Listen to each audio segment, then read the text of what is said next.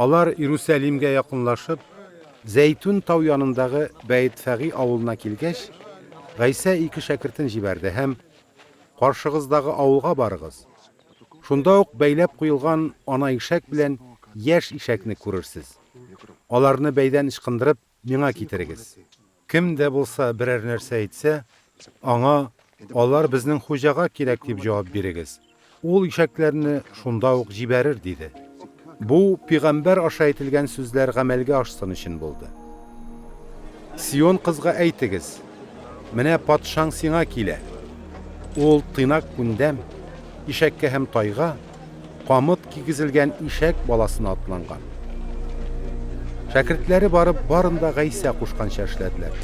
Ишәк белән баласын алып килеп, үз киемнәрен ишәкләр сыртына салдылар һәм Гайса аларга менеп атланды.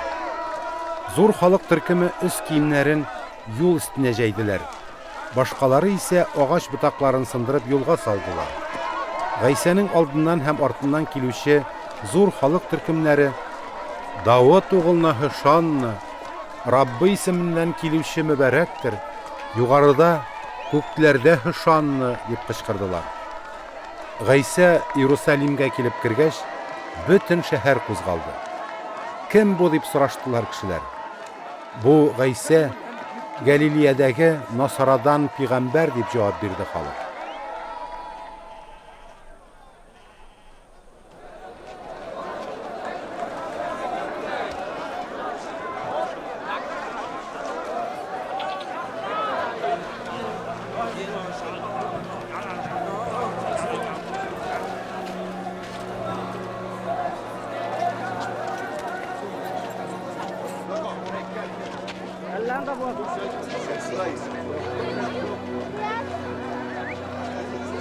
Гайса Аллаһ йортына кирип, барлык сатучыларны һәм сатып алучыларны куып чыгарды.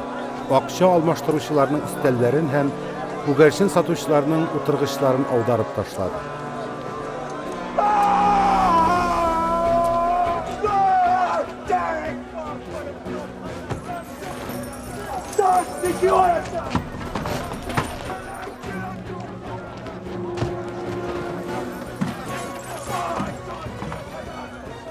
Гайса аларга изге язмада минем йортым дога кылу йорты дип аталыр дип язылган.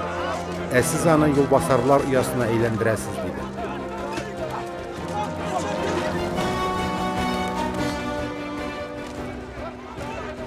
Аллаһ йортында Гайса янына сукырлар, аксаклар килде һәм ул аларны савыктырды.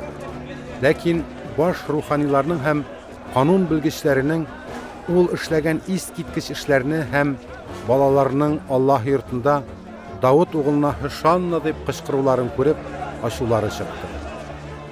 Алар аңардан аларның нәрсә әйтүләрен ишетәсеңме дип сорадылар. Әйе дип җавап бирде Гайса. Сез сабый һәм имчәк балалар теленнән син үзеңә мактау яудырттың дип язылганны һич кайчан укымадыгызмы әллә? Гайса аларны калдырып, шәһәрдән Бәйт Әниягә китте һәм төнне анда үткәрде.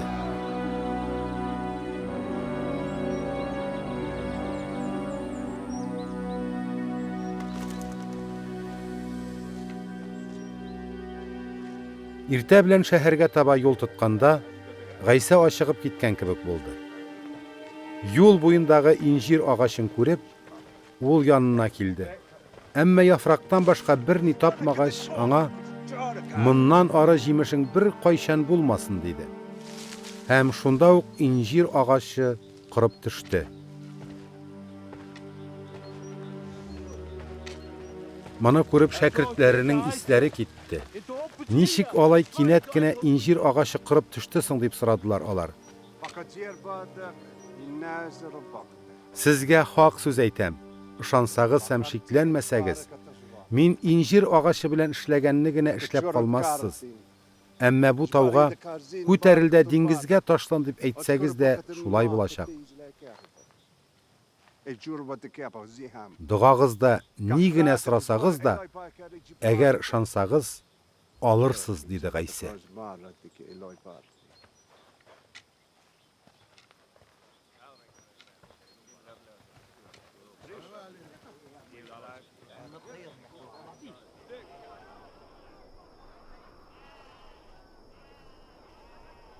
Гайса Аллаһ йортына кирип гыйлем биргәндә, янына баш руханилар белән халык өлкәннәре килде. Син буларны нинди вакаләт белән эшлисең? Андый хокукны сиңа кем бирде дип сорадылар алар. Мин дә сезгә бер сорау бирәм диде аларга Гайса. Әгәр сез җавап бирсәгез, мин дә бу гамәлләрне нинди вакаләт белән эшләвемне әйтермен. Суга чумдыру хокукы Яхьяга кайдан бирелгән? Күктәнме әллә кешеләрдәнме? Алар үзара, әгәр күктән дип әйтсәк, ул ни өчен сез аңа ышанмадыгыз дип сораячак. Инде кешеләрдән дип әйтсәк, халык безне нишләтер? Алар бит барысы да Яхьяны пәйгамбәр дип исәпли диештеләр. Шуңа күрә алар Гайсәгә белмибез дип җавап кайтардылар. Алай булгач, мин дә сезгә бу эшләрне нинди вакаләт белән башкаруымны әйтмим. Ике угыл хакында гыйбрәтле хикая. Менә бу хакта сез ни диярсез? Бер кешенең ике угылы булган. Беренчесе янына килеп, ул булай дигән: "Угылым, бүген йөзем бакчасына барып эшлә әле." Тегесе теләмим дип әйткән, әмма бераздан кире уйлап киткән. Атасы икенче угылы янына килеп, шуны ук әйткән.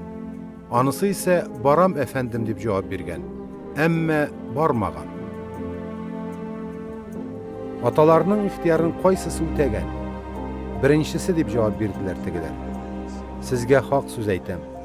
Аллаһы патшалыгына салым җыючылар һәм фәхишәләр сездән алда керәчәкләр. Яхья сезгә тәкъвалык юлын күрсәтергә дип килгән иде, әмма сез аңа ышанмадыгыз. Салым җыючылар һәм фәхишәләр аңа ышандылар.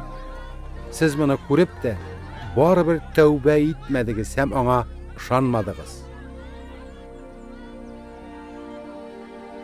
Хәзер икенче гыйбрәтле хикаяны тыңлагыз. Җир биләүче бер кеше булган. Ул йөзем бакчасы утырткан, аны кыйма белән әйләндереп алган, йөзем изү өчен махсус чокыр әзерләгән, бакчаны саклар өчен манара төзегән һәм бакчаны йөзем үстерүчеләргә куллану өчен биреп, үзе чит якларга китеп барган. Уңыш җыяр вакыт җиткәч, үз өлешен алырга дип хезмәтчеләрен җибәргән.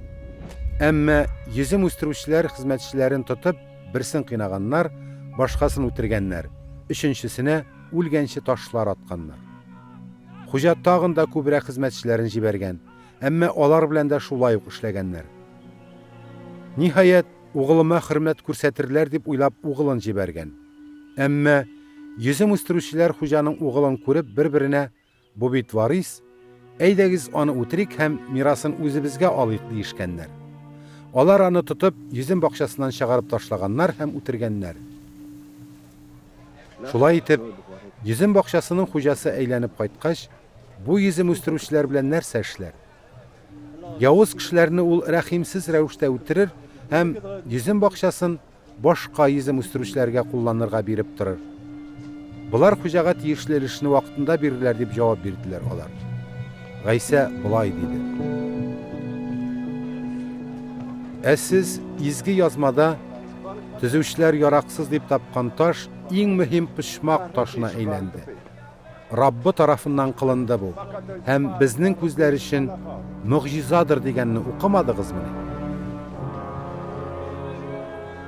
Шуңа күрә мин сезгә әйтәм: Аллаһы патшалыгы сездән алынып, аның җимешен китерүче халыкка биреләчәк.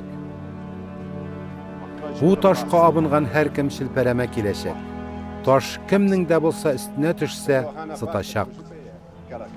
Баш руханилар һәм фарисилар Гайсаның гыйбрәтле хикаяләрен ишетеп, аның үзләре хакында сөйләвен аңладылар. Алар Гайсаны кулга алырга теләделәр, ләкин аны пәйгамбәр дип исәпләгән халыктан курыктылар.